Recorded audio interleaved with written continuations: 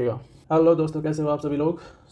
अभी रिसेंटली एक press conference में नेतन्याहू ने एक संदेश दिया है कि इजराइल की डील अगर हो भी जाती है उसके बावजूद भी हम नहीं रुकेंगे, मतलब कि उसके बावजूद भी इजराइल नहीं रुकेगा। जैसा कि आप सभी को पता भी है कि अमेरिका और ईरान इनके बीच में पीस टॉक्स चल रही हैं, है ना, और पूरी दुनिया उम्मीद कर रही है कि मिडिल ईस्ट में शांति हो सकती है।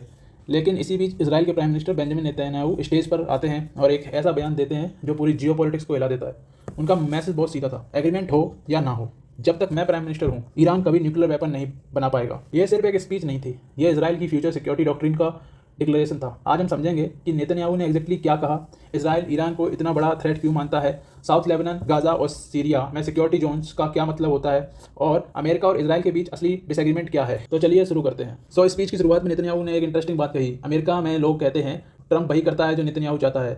इजराइल में लोग कहते हैं नेतन्याहू वही चाहता है जो ट्रंप चाहता है। लेकिन नेतन्याहू ने जवाब दिया, दोनों बातें गलत हैं। उन्होंने कहा कि इजराइल और अमेरिका दोनों इंडिपेंडेंट कंट्रीज हैं। इस स्टेटमेंट का एक हिडन मैसेज था, इजराइल अपने नेशनल इंटरेस्ट के बेसिस पर डिसीजन लेगा, चाहे अमेरिका एग्री करे या ना करे।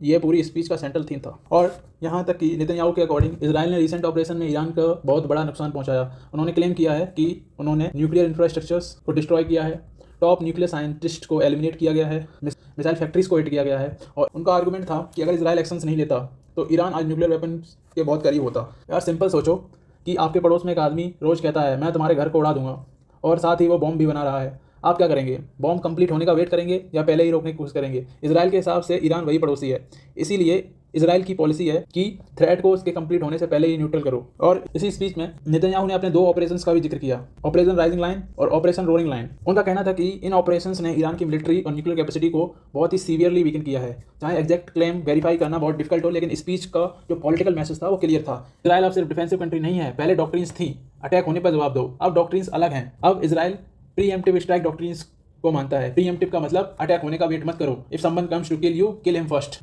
बेसिकली ईरान का एक एक्सेस ऑफ रेजिस्टेंस है, जो कि एक ईरान का नेटवर्क है। इजराइल के अकॉर्डिंग ईरान डायरेक्टली हर जगह वॉर नहीं लड़ता, इंस्टीड वो प्रॉक्सीज यूज करता है, जैसे कि हमास, हिजबुल्ला, हूतीस और वेरियस मिलिशियास लाइक सीरिया और इराक में। तो बेसिकली ईरान एक हेडक्वार्टर है, एक हेड ऑफिस है, और जो ये इतने भी ग्रुप्स हैं ये इसकी ब्रांचेस हैं। इजराइल का मानना है कि अगर हेड ऑफिस को वीकन कर दिया जाए तो पूरा नेटवर्क वीक हो जाएगा। इसीलिए नेतन्याहू का मानना है कि हमें ईरान के टेरर एक्सेस को तोड़ना होगा। वहीं उन्होंने अपनी स्पीच में एक सिक्योरिटी जोन की भी बात करी, that is the southern Lebanon security zone. Basically ये क्या है? इजराइल साउथर्न लेबनान में सिक्योरिटी जोन मेंटेन करेगा, चाहे कितना भी टाइम लगे। लेकिन सिक्योरिटी जोन होता क्या है? चाहे इंटरनेशनल पॉलिटिक्स में इस कॉन्सेप्ट को बफर जोन या सिक्योरिटी जोन कहते हैं।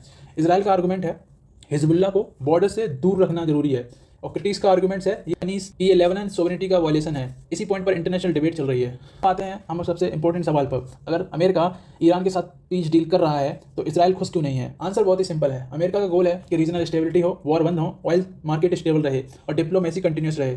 इजराइल के गोल्स काफी अलग हैं। इजराइल चाहता है ईरान कभी न्यूक्लियर पावर ना बने, चाहे डिप्लोमेसी फेल हो या सक्सीड हो।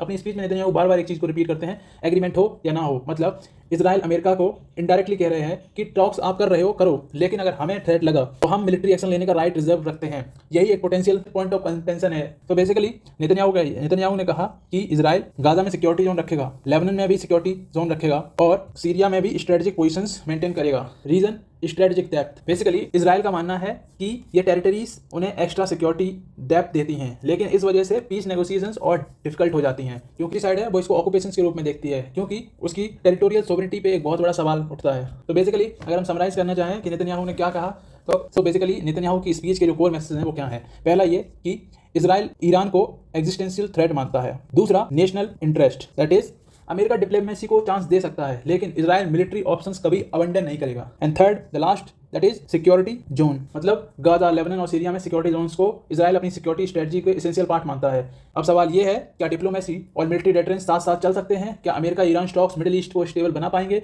या फिर इजराइल और ईरान के बीच जो डिकेड्स पुरानी राइवलरी है वो एक नए कन्फ्रंटेशंस की तरफ बढ़ रही है? या सिर्फ इजराइल या ईरान की कहानी नहीं है, ये पूरी मिडिल ईस्ट के फ्यूचर की कहानी है, और इसका इंपैक्ट ऑयल प्राइस से लेकर ग्लोबल सिक्योरिटी और इंडिया जैसे देशों तक महसूस किया जाएगा। आपका क्या मानना है?